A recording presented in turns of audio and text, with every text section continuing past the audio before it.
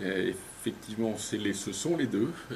Tout d'abord, un réseau classique d'apporteurs, qu'ils soient agents immobiliers, promoteurs, utilisateurs, propriétaires, parce que certaines entreprises aujourd'hui sont propriétaires de leurs immeubles, les banques, bien entendu, et les propriétaires institutionnels qui peuvent arbitrer.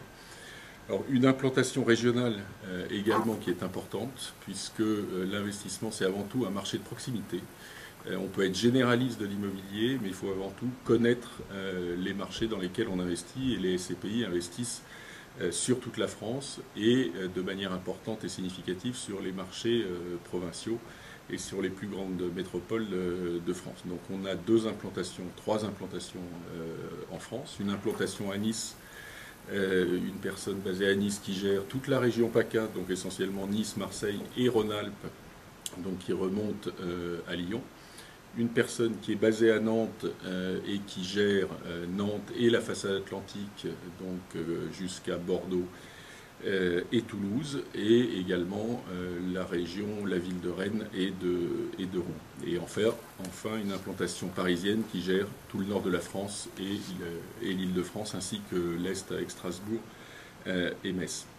Alors c'est important ces implantations régionales, car l'investissement doit être fait judicieusement. Il faut connaître son marché, il faut avoir une connaissance historique des marchés, de l'évolution des marchés.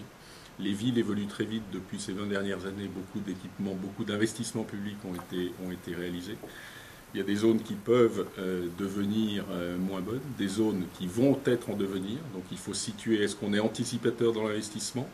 Est-ce qu'on est suiveur dans l'investissement? C'est vrai que si vous n'êtes pas présent, vous allez plutôt être suiveur. Si vous êtes présent sur un marché, vous allez pouvoir anticiper les marchés et faire de meilleures affaires. Autre élément important, c'est quand vous êtes sur les marchés, vous connaissez ces marchés, vous êtes en amont de l'information.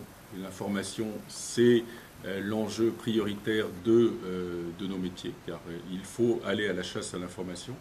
Et donc, quand vous êtes sur place, effectivement, vous connaissez les acteurs locaux, vous connaissez les établissements publics et les pouvoirs publics, et vous avez plus de chances de récupérer les informations en amont et de récupérer aussi les actifs à vendre en amont, avant qu'ils passent par le réseau d'apporteurs classiques, que ce soit les agents qui sont chargés de vendre, et à partir de là, on passe dans un schéma où la concurrence va être plus grande. Ce qui est important dans le sourcing, c'est aussi le relationnel qui est créé par les gens qui investissent. Et chez Perial, c'est important. Tous les asset managers qui sont chargés de l'investissement aujourd'hui ont plus de 20 ans d'expérience. Ils ont commencé dans la transaction locative. Il ne faut pas oublier que l'investissement, c'est un immeuble, mais c'est avant tout des locataires qui vont générer le revenu pour les associés. Et il faut connaître ces entreprises, il faut connaître leurs besoins, il faut connaître leurs demandes, il faut connaître les demandes du marché. Et ces gens qui sont en charge chez Perial de l'investissement ont créé un relationnel depuis 20 ans, tant auprès des entreprises, auprès des promoteurs qu'auprès des agents immobiliers. Et le sourcing, c'est aussi, la qualité du sourcing, c'est basé sur le carnet de relations qui a été développé depuis de nombreuses années. C'est aussi basé sur la confiance entre les différents acteurs. C'est-à-dire qu'effectivement, vous pouvez être blacklisté, et ça peut être gênant, si vous ne respectez pas une certaine déontologie, si vous ne respectez pas une certaine transparence, et si vous ne basez pas la relation sur la confiance. Et ça, c'est un élément très important chez Perial, c'est la confiance et la réactivité. La réactivité qui est due notamment à l'implantation régionale que nous avons et à la connaissance des marchés de manière historique. Et enfin, dernière chose dans le sourcing qu'il ne faut pas oublier, c'est la veille informative.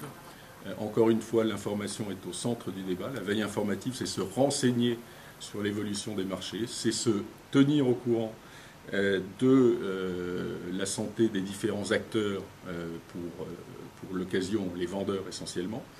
Dans quelle situation sont-ils? Est-ce qu'ils sont vendeurs? Est-ce qu'ils sont prêts à négocier? Est-ce qu'ils sont dans une situation difficile? Est-ce qu'ils sont endettés et ils vont devoir vendre?